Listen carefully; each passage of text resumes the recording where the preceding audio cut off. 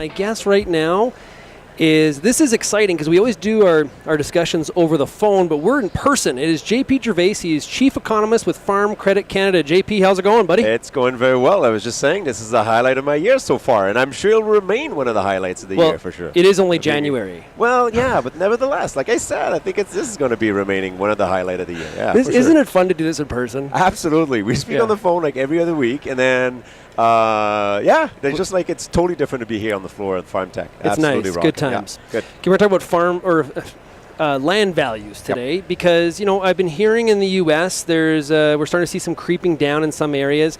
I was talking to a farmer the other night talking about rents. There's a depression in some of the rents that are out there. What are we seeing in Canada right now? So land values in Canada are holding strong for sure. I don't want to get bogged down in the U.S. by focusing on numbers specific to the U.S. because in the U.S. Midwest, this is a very large areas, and then you would have land that is falling in some places, small decreases, declines. And different profitability. So different profitability as well. We're focusing on. So let's focus on Canada. Absolutely, but then I think the U.S. is teaching us a lesson as well. I mean, I've said in the past that when it comes to farmland values, the first number one driver is farm income. And the reason it's falling in the U.S. is because there's a softness and weakness in farm income. Again, 2018, they're going to see a decline in anywhere from 9 to 12% decline in farm income, whereas in Canada, we're going to see in 2018 our first year in a long time where we're going to be off the record years that we've had in 14, 15, 16, 17, 18. So that's a good question. So the answer is it's very strong. Nevertheless, I think it's very fair to be thinking about like what next, right? So what can we expect for 2019? Okay, I look forward to what are we going to see? What's your prediction? Because I know the Canadian dollar has insulated farm income in Canada when you compare it to the U.S. So we've had that, but we also know we could see some rising interest rates in 2019. I chat about that lots in past shows. Yeah. So what do you think actually happens here? So maybe not rising interest rates, but rising borrowing costs, right? So all those rate increases that we've seen in 2018 or even started out in 2017 are probably going to trigger some increase in borrowing costs. So that's one thing that producers and farmer operators are going to have to deal with. Now, land, let's face it, land is expensive in Canada, right? Any type of multiple, if you look at land prices with respect to gross income, net income, for all provinces, it's higher than the long-term average. Now, does this mean that, because every time I show this, I show this morning, I'm going to speak at 4 o'clock here as well. I'm going to be showing a chart where you see that the ratio of prices to gross income has been exceeding the historical average for a few years now. And so, obviously, the question now becomes, should we expect land values to drop? And not necessarily, right? So a number of things can do to reestablish this sort of equilibrium between gross income, or farm income, and land values. One of which is that farm income continues to climb in 2019 and beyond. So that's one thing. I think we have to be realistic that net income in the farm sector is not going to climb at the rates that we've had in 2008 to 2014. That's one thing. And then second, I think it can take a few years for prices to be in that flat to slightly increasing, right? So we've overshot, the rate of increases of farmland has overshot what I would call a ideal rate of growth of 4 or 5%.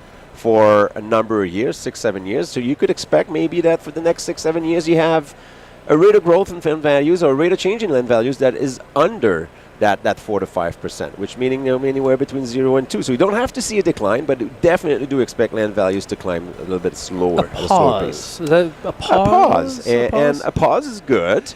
And unfortunately, if it were to farm income to be more significant headwinds, then that's when, you have to think that, maybe, we're not immune to any type of decline in land values. But I do expect farm income to grow in the neighborhood of, 2% a year, which would sort of trigger this pause in land values for farm income to catch up to those rapid increases in land values. Because if you're in the pessimistic club, where you're, because we've been hearing people talking for like 15 years saying, there's no way, I can't believe somebody paid that for that piece of ground. They're crazy. Yep.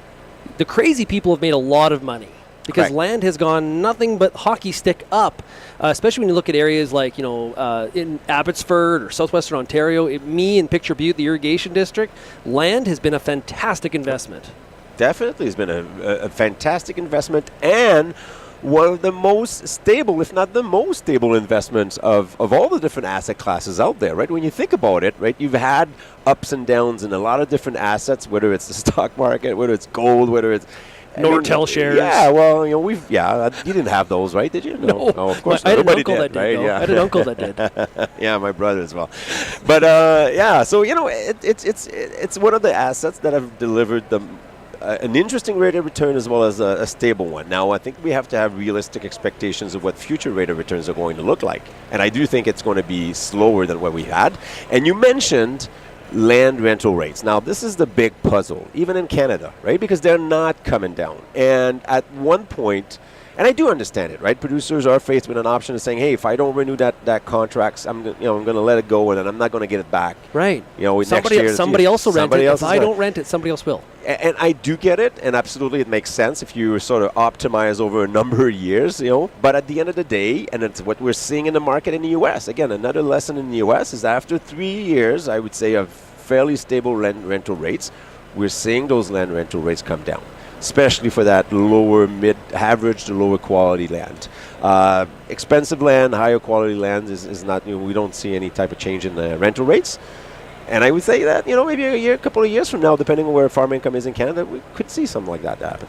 I said on Friday's show, we did a Real Ag Issues panel, and I mentioned that 2019 for me is shaping up to be the year where people are more conscious, seriously conscious about, one, managing expenses, and two, being aware of their debt loads based on where rates are potentially headed and all those kinds of things. Yep. And that factors into what happens to land prices too, because if the demand kind of slows, that suppresses those price increases. Absolutely. That's what triggers, you said, suppresses the price increases. And what's holding land values where they are is that from a sales standpoint or a supply standpoint, still very tight out there.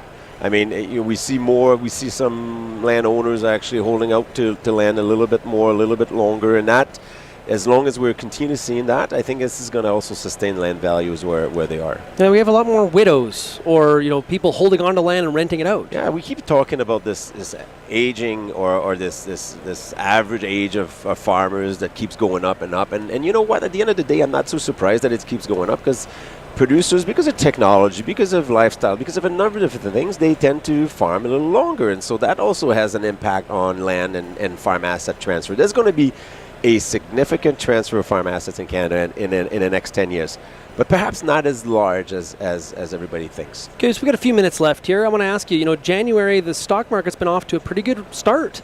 Has the fears of a back-end 2019 global slowdown, have those fears subsided a little bit, or am I thinking way too short term? Well, no, not in my book. I think it's not about fears of a slowdown in the world economy. I think it's on the mind of a number of people. I think it's mostly Federal Reserve induced, and then we're going to get a rate announcement. Was it tomorrow? I think I'm losing track of time being traveling. But so we're going to get a rate increase. We're going to rate announcement. There's not going to be another rate increase in the U.S. But I think the Federal Reserve has shifted the tone, whether it's induced by the pressure of President Trump or some other factors really in the data. I don't know. But at the end of the day, I think the Federal Reserve is sort of shifting the tone for 2019. I think is a lot behind what we've seen in the stock market. But hey, I have a poor track record when it comes to predicting stock markets. You and me both. I thought the Flames would not be very good this year, and look how good they are. Hockey and stocks, yeah, that's not the one thing I knew for sure, the Oilers would not be good, because that's just the trend, and that's come true. Well, yeah, actually, yes. And the Oilers, though, I'm not giving up on them. No Oiler talk. We're in Edmonton. We shouldn't be talking about the Oilers. I'm sorry, Edmonton. Should know better, right? Hey, before I let you go, JP, you've been speaking. You go across Canada. What is in January here? What's the main question you're getting all the time from audiences? It's land values. It's, really? I say top three topics, and this is a cliche: land, and land. So is that because they want to sell or they're looking to buy? I think people, a couple of things, right? So you have young producers that are, frankly, a little bit not anxious, but certainly asking questions and curious about how are they going to expand? How are they going to reach that scale of production if land is going to remain that expensive with commodity prices the way that they are right now? That's one thing. We got producers that have made some investments and are thinking about some of these investments make sense, as long as the outlook for ag is as positive as it was 3, 4, 5 years ago. So I think it is positive. I think we just, again, it's a resetting expectations of what is positive in Canadian ag. We've had tremendous growth, expecting more growth, but that's not going to be like the last 10. JP, this has been a lot of fun. Like I said, we got to do this. This would be great if we could do this every week. Every like week. this. Every This is week. fun. I'm on. Sign me up. That is JP Gervais, Chief Economist with Farm Credit Canada. JP, thanks a lot. Thanks so much.